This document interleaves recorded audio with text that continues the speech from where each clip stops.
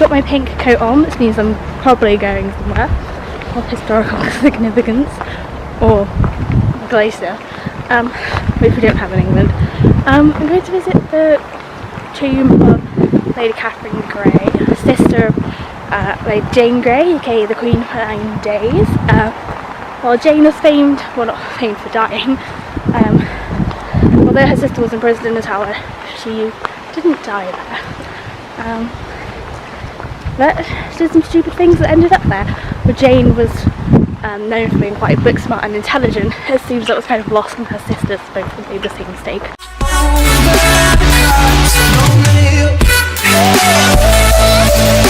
One of the UK's most well-known and, in my opinion, beautifully built cathedrals is that of Salisbury. It's a small city in Wiltshire, and this cathedral is home to the final resting place of a potential heir to the English throne in the 16th century, and it's Lady Catherine Grey. Just look how beautiful the cathedral is. That's what it looks like outside. Which is of course home place to the Magna Carta, which is where I visited just before my tour. I popped in, had a little look at it. Magna Carta is one of the most important legal documents ever made. You can't really argue against that, it is.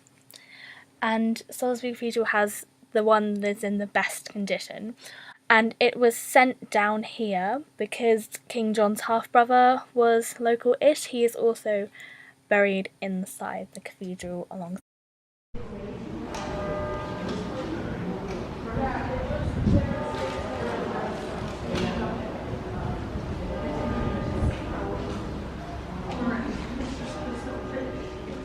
I had a lovely tour when I got there, so there are some clips of that before we get on through to Lady Catherine Grey's tomb and we talk a little bit about her. So let's enjoy a little bit of the tour of the country.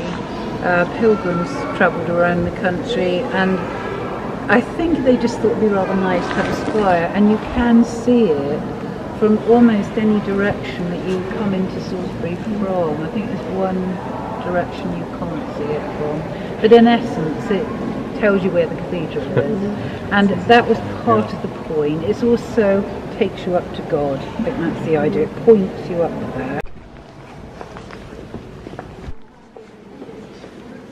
I think the beauty of the cathedral is apparent in here, isn't it? It's so lovely both ways.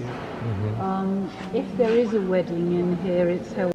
So at that point, after he came to the throne, he was slightly more, he was Protestant because he had to be, fairly lukewarm, and when his son came to the throne, he was also reasonably lukewarm.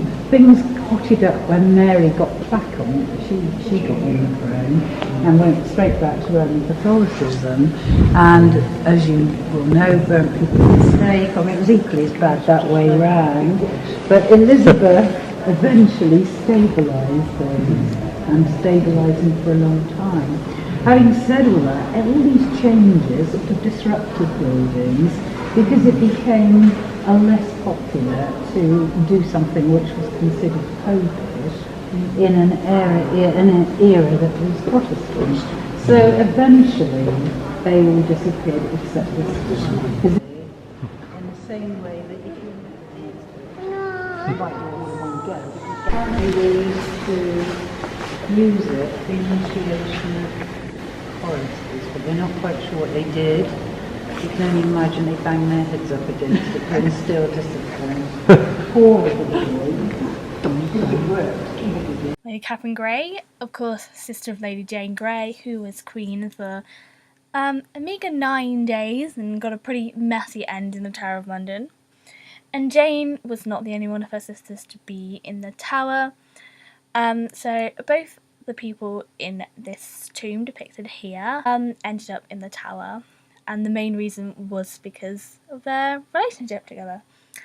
So it's pretty common knowledge that if you are heir apparent or some member of the Queen or King's household, and definitely a member of family, that you need the Queen's permission to marry.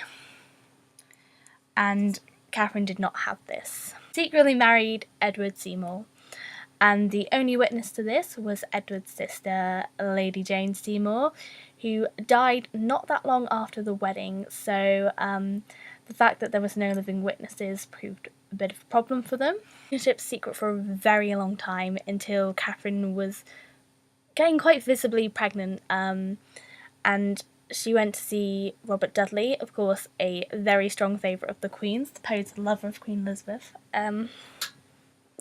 And of course Lady Jane Grey had been married to his brother Guildford Dudley, so Catherine thought that it was quite safe to talk to him about her predicament. Next day, after he had sent Catherine away, not wanting to be seen with a pregnant woman in his chambers, told the Queen everything, and both Edward and Catherine were sent to the Tower. But of course Catherine was pregnant, so she gave birth to her son in the Tower of London. And then she also had another son in the Tower, because the guards were a bit lenient and allowed the two young lovers to continue to see each other, even though Elizabeth was fighting hard to get the marriage annulled. Of course, she was quite apprehensive of having the Seymours, who really tried to, had been quite an influential family. Of course, her brother Edward's mother had been a Seymour. So the tomb itself, which you're seeing now, is known as the Hertford Memorial, because Edward Seymour was the Earl of Hertford, so it's the Hertford Monument, and it's very, very beautiful. I remember it from all the times I visited the cathedral when I was a child. It kind of sticks in your memory, like the dark black with the gold text and the beautiful death mask figures on top of both Catherine and Edward, and the two men praying on either side are their sons. And the tomb was built by one of the sons, who moved Catherine's body down to Salisbury to be buried alongside his father. So it's kind of said she died of consumption, but there is a belief that it may have been an eating disorder related death, because she supposedly refused to eat during her imprisonment in the Tower. So other notable people buried at Salisbury Cathedral include, of course, as I mentioned, William Longspee, who was the third Earl of Salisbury and of course was the half-brother of King John. So that's pretty much why the Magna Carta is there. The Gorges, and there's the Gorges Monument.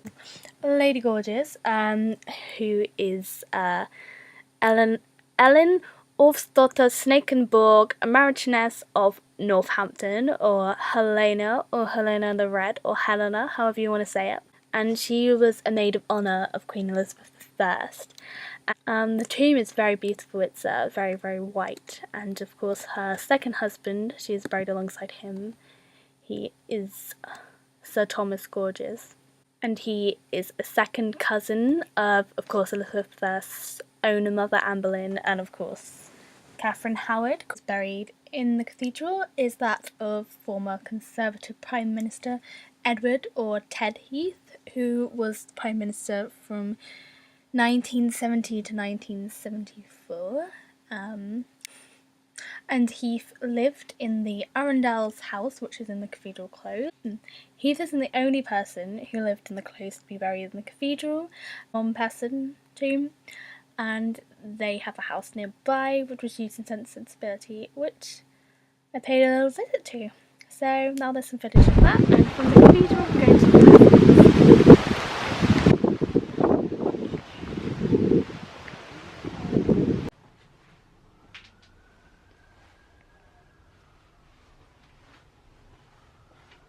so pretty. Is there a toilet?